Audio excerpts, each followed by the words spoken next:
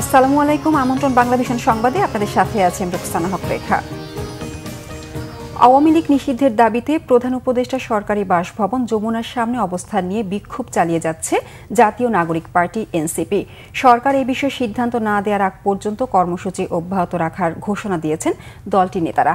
জুমা নামাজের পর ইন্টারকন্টিনেন্টাল হোটেলের পাশের সড়কে সমাবেশ ঘোষণা দেওয়া হয়েছে অবস্থান কর্মসূচি থেকে। দর্শক, যমুনার সামনে রয়েছেন বিশেষ প্রতিনিধি জিয়া খান, সরাসরি যুক্ত হচ্ছে তার সঙ্গে। জিয়া, এনসিপির অবস্থান কর্মসূচিতে আর কোন কোন সংগঠন যোগ দিয়েছে, সেখানকার সর্বশেষ চিত্র আমাদের জানাবেন।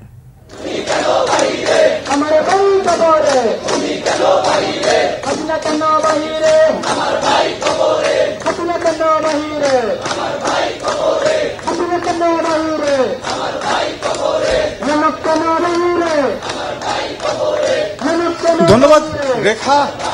আওয়ামী লীগ নিষিদ্ধের দাবিতে গতকাল রাত থেকে শুরু হওয়া এনসিপি যে বিক্ষোভ সমাবেশ সেটা কিন্তু এখনো চলমান এবং তারা যমুনা যে প্রধান উপদেষ্টা যে বাসভবন, সেই বাসভবনের সামনে তাদের যে অবস্থান ছিল সেই একই অবস্থানে কিন্তু তারা এখনো রয়েছেন। এবং আমার পিছনে দেখতে পাচ্ছি যে তারা আওয়ামী লীগ নিষিদ্ধ দাবিতে তাদের যে বিক্ষোভ কর্মসূচি ছিল, তাদের যে বিভিন্ন স্লোগান ছিল আওয়ামী লীগ এবং শেখ হাসিনার যে নিষিদ্ধ করার বিষয়ে, সেটা কিন্তু এখন চলমান রয়েছে এবং তাদের যে আন্দোলন কর্মসূচি সেটা কিন্তু অব্যাহত রয়েছে। এবং এই আন্দোলন কর্মসূচি থেকে গতকাল আজকে সকালে তাদের যে ঘোষণা ছিল যে তারা বড় জমায়েত করবেন যমুনার ঠিক উত্তর পশ্চিম কোণে যে ফোয়ারা রয়েছে সেই ফোয়ারার সামনে তারা আজকে বড় জমায়েত করবেন। সেই জমায়েত থেকে তাদের বিভিন্ন দাবি কিংবা বিভিন্ন তাদের যে আওয়ামী লীগ নিষিদ্ধের বিষয়ে আরো যে তাদের যে কর্মসূচি রয়েছে সেগুলো কিন্তু আজকে তারা ঘোষণা করবে। এবং এই তাদের এনসিপির যে বিক্ষোভ কর্মসূচি আওয়ামী লীগ নিষিদ্ধের দাবিতে, সেখানে এসে কিন্তু জামাতে ইসলাম, এবি পার্টি সহ আরো বেশ কয়েকটি সংগঠন এসে তাদের সঙ্গে সংহতি প্রকাশ করেছেন এবং তারাও একই দাবিতে সোচ্চার এবং তারাও চান যে আওয়ামী লীগ নিষিদ্ধ হোক, শেখ হাসিনা নিষিদ্ধ করা হোক। এবং তাদের যে বিক্ষোভ কর্মসূচি সেটা চলমান রয়েছে।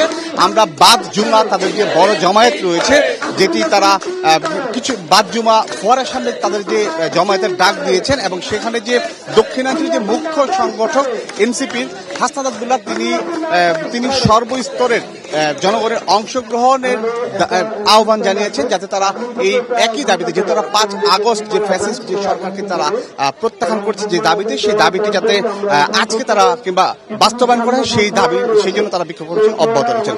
তো রেখা, হয়তো বাদ জুমা তাদের সে বড় জমায়েত, তারপর থেকে আমরা নতুন কোনো কর্মসূচি দেখতে পাবো। জিয়া, আপনাকে ধন্যবাদ। নারায়ণগঞ্জ সিটি কর্পোরেশনের সাবেক মেয়র ডাক্তার সেলিনা হায়াত আইভীকে কারাগারে পাঠানোর আদেশ দিয়েছে আদালত। নিজ বাসা থেকে আজ ভোরে তাকে গ্রেপ্তার করা হয়। বৈষম্য বিরোধী ছাত্র আন্দোলনের সময় হত্যাসহ একাধিক মামলার মধ্যে একটিতে তাকে গ্রেপ্তার দেখিয়েছে পুলিশ।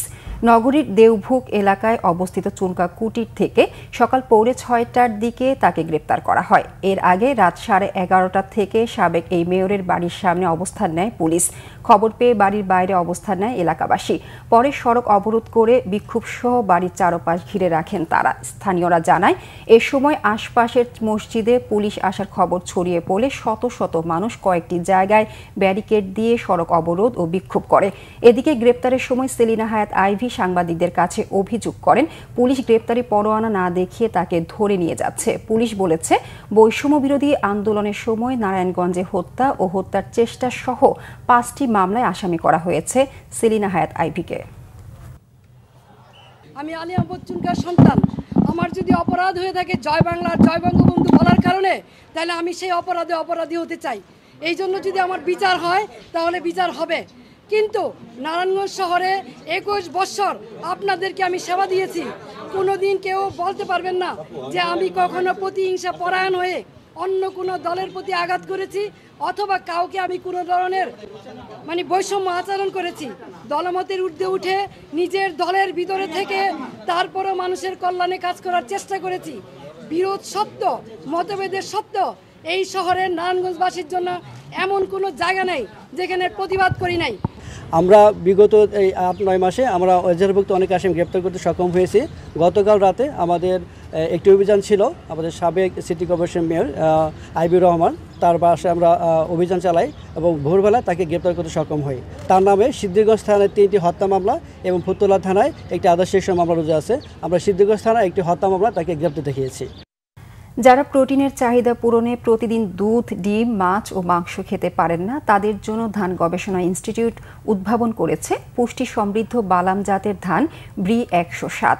এ ধান চাষে সফল হয়েছেন গোপালগঞ্জের কৃষকরা। গবেষকরা বলছেন, সাধারণ চালে 6 থেকে 8% প্রোটিন মিললেও প্রিমিয়াম কোয়ালিটির এ ধানে মিলবে 10.02%। গোপালগঞ্জ প্রতিনিধি মনোজ সাহার তথ্য ছবিতে একটি ডেস্ক রিপোর্ট। 2024 সালে সারা দেশে চাষাবাদের জন্য অবমুক্ত করা হয় উচ্চ প্রোটিন সমৃদ্ধ ব্রি ধান 107, যার জীবনকাল 148 দিন। এতে রয়েছে 29.3% অ্যামাইলোজ আর 10.2% প্রোটিন।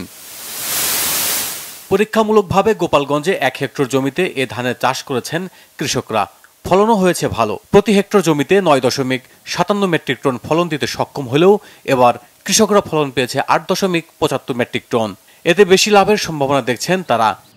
52% জমি কাটছি এবং ধান মলছি, মলার পর আমার 52% 41 মণ ধান হয়েছে। চাষ করার পরেও আমরা দেখতেছি যে না, অন্য যে ধান লাগাইতেছি তার চেয়েও এই ধানটার মানে ফলনটা একটু ভালো হইতেছে। 107 ধানটা লাগাইছি আমি। এই ধানটা লাগানো আমার সুবিধা আমার বীজ কিনা লাগতেছে না। সামনেবার এই ধানটা বীজ রেখে আমি এই ধানটাই বীজ দিয়ে আবার লাগাইতে পারবো। যত ধান লাগিয়েছে তার ভিতরে এই 107 ধানই সবচেয়ে ভালো ও এর ফলনও বেশি হয়।